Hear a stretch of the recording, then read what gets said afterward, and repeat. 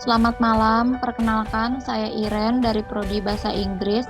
Pada malam hari ini saya ingin mempresentasikan tentang tugas dari Bapak Son Haji, Pendidikan Agama. Bab pasal isi dari Alkitab Agama Katolik, Kitab Suci Perjanjian Lama dan Kitab Suci Perjanjian Baru. Kitab Suci Perjanjian Lama. Kitab Suci Perjanjian Lama dibagi menjadi 4 bagian. Yang pertama, kitab Pentateuch, yang kedua, kitab sejarah, yang ketiga, kitab para nabi, dan yang keempat, kitab kebijaksanaan atau puisi. Yang pertama, kitab Pentateuch terdiri dari 5 kitab, yaitu kitab Kejadian, kitab Keluaran, kitab Imamat, kitab Bilangan, dan kitab Ulangan. Kitab Kejadian terdiri dari 50 bab. Kitab Kejadian merupakan kitab pertama dan bagian dari kelompok kitab Taurat pada Perjanjian Lama, Alkitab Kristen, dan Tanakh. Kitab ini menceritakan tentang penciptaan dunia, sejarah awal umat manusia, nenek moyang Israel, dan asal-usul orang Yahudi. Kitab Keluaran terdiri dari 40 bab. Yang pertama, laporan meningkatnya jumlah orang Yahudi di Mesir. Kedua, panggilan Musa. Ketiga, pembebasan orang Yahudi dari perbudakan dengan 10 bencana yang ditimpakan terhadap bangsa Mesir. Keempat, keluarnya bangsa Yahudi dari Mesir dan perjalanan mereka ke Gunung Sinai. Kelima, perjanjian Tuhan dengan umatnya di Gunung Sinai. Kepada bangsa Israel diberikan hukum-hukum moral, sipil, dan keagamaan untuk pedoman hidup. Yang keenam, instruksi pembuatan tempat beribadat atau tabernakel untuk bangsa Israel, peraturan-peraturan untuk para imam, dan cara beribadat kepada Tuhan.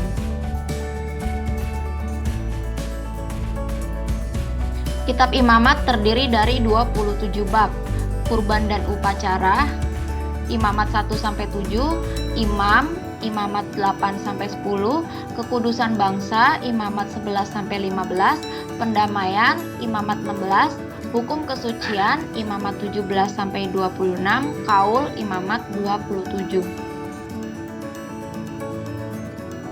Kitab Bilangan terdiri dari 36 bab. Kitab Bilangan menceritakan kumpulan cerita atas peristiwa-peristiwa yang dialami oleh bangsa Yahudi selama pengembaraan mereka di padang gurun selama 38 tahun dalam perjalanan mereka ke tanah Kanaan. Kitab Ulangan terdiri dari 34 bab.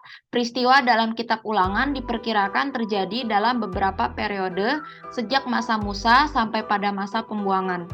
Kira-kira abad ke-8 sampai ke-7 sebelum Masehi. Kitab Ulangan juga terdiri dari serangkaian khotbah-khotbah yang diucapkan misa di depan bangsa Israel waktu mereka berada di negeri Moab. Yang kedua, kitab sejarah terdiri dari 16 kitab. Kitab Yosua, Kitab Hakim-Hakim, Kitab Rut, Kitab 1 Samuel, Kitab 2 Samuel, Kitab 1 Raja-Raja, Kitab 2 Raja-Raja, Kitab 1 Tawarikh, Kitab 2 Tawarikh. Kitab Ezra, Kitab Nehemia, Kitab 1 Makabe, Kitab 2 Makabe, Kitab Tobit, Kitab Yudit, dan Kitab Ester.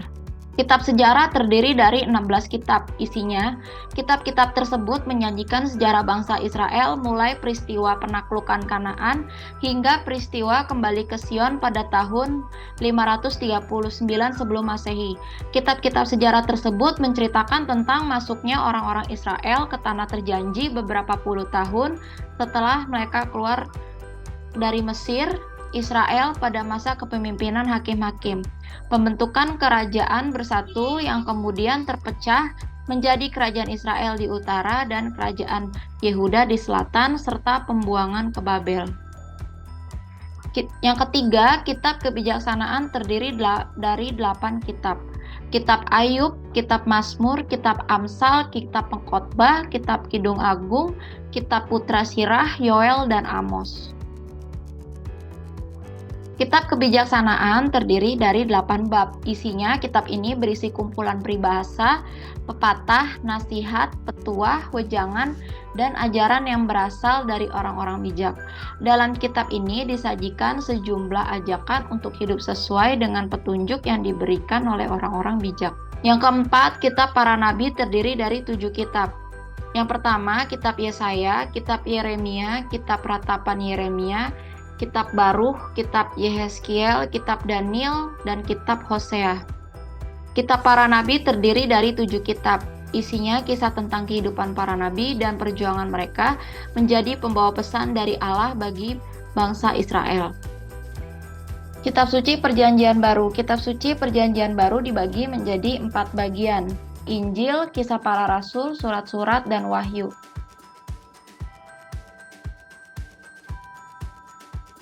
Yang pertama, Injil terdiri dari 4 kitab.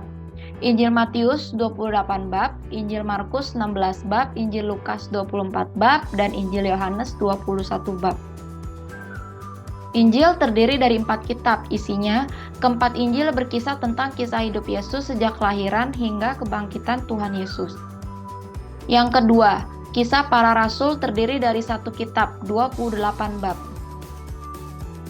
Kitab Kisah para Rasul adalah kitab kelima Perjanjian Baru pada Alkitab Kristen yang terutama berisi tentang pertama kali terbentuknya gereja Kristen serta pertumbuhannya sampai pada pertengahan abad pertama Masehi. Yang ketiga, surat-surat terdiri dari 21 kitab. Roma, Korintus 1, Korintus 2, Galatia, Efesus, Filipi, Kolose, Tesalonika 1, Tesalonika 2, Timotius 1, Timotius 2, Titus, Filemon, Ibrani, Yakobus, Petrus 1, Petrus 2, Yohanes 1, Yohanes 2, Yohanes 3, dan Yudas. Yang keempat, kitab Wahyu terdiri dari 1 kitab, 22 bab. Kitab Wahyu adalah kitab terakhir dalam kanon yang menutup sejarah Perjanjian Baru dalam Alkitab Kristen. Kitab ini juga merupakan sebuah kitab Kristen yang berisikan penglihatan, lambang, tanda bilangan, serta hal-hal yang berkaitan dengan pengajaran Tuhan kepada bangsa Yahudi. Bab dan pasal Alkitab tentang setelah kematian akan ada kehidupan selanjutnya. Bab dan pasal tentang kehidupan setelah kematian. Janganlah gelisah hatimu, percayalah kepada Allah, percayalah juga kepadaku. Di rumah Bapakku banyak tempat tinggal. Jika tidak demikian, tentu aku mengatakannya kepadamu. Sebab aku pergi ke situ untuk menyediakan tempat bagimu. Dan apabila aku telah pergi ke situ dan telah menyediakan tempat bagimu, aku akan datang kembali dan membawa kamu ke tempatku, supaya di tempat di mana aku berada, kamu pun berada. Dan kemanapun aku pergi, kamu tahu jalan ke situ. Kutipan dari Yohanes 14 ayat 1-4. Bab dan pasal tentang kehidupan setelah kematian. Jawab Yesus, akulah kebangkitan dan hidup. Barang siapa percaya kepadaku, ia akan hidup walaupun ia sudah mati. Dan setiap orang yang hidup dan yang percaya kepadaku tidak akan mati selama-lamanya. Percayakah engkau akan hal ini? Kutipan dari Yohanes 11 ayat 25-26. Bab dan pasal tentang kehidupan setelah kematian. Karena kami tahu bahwa jika kemah tempat kediaman kita di bumi ini dibongkar, Allah telah menyediakan suatu tempat kediaman di surga bagi kita. Suatu tempat kediaman yang kekal, yang tidak dibuat oleh tangan manusia. 2 Korintus 5 ayat 1. Bab dan pasal tentang kehidupan setelah kematian. Karena jikalau kita percaya bahwa Yesus telah mati dan telah bangkit, maka kita percaya juga bahwa mereka yang telah meninggal dalam Yesus akan dikumpulkan Allah bersama-sama dengan Dia. 1 Tesalonika 4 ayat 14. Kata Alkitab tentang yang pertama surga dan yang kedua neraka.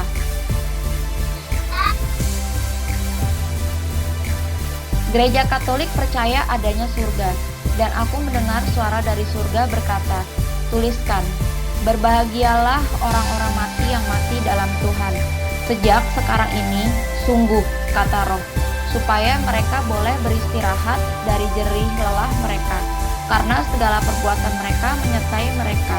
Kutipan dari Wahyu 14 ayat 13. Gereja Katolik percaya adanya surga, karena kami tahu bahwa jika kemah tempat kediaman kita di bumi ini dibongkar, Allah telah menyediakan di surga bagi kita suatu tempat kediaman yang kekal, yang tidak dibuat oleh tangan manusia. Kutipan dari 2 Korintus 5 ayat 1. Gereja Katolik percaya adanya surga. Wahyu 11 ayat 15 sampai 17. Dan malaikat ketujuh meniup sangkakala dan terdengar suara nyaring di surga yang berkata, kerajaan-kerajaan dunia ini menjadi milik Tuhan kita dan Kristusnya, dan Dia akan memerintah sampai selama-lamanya.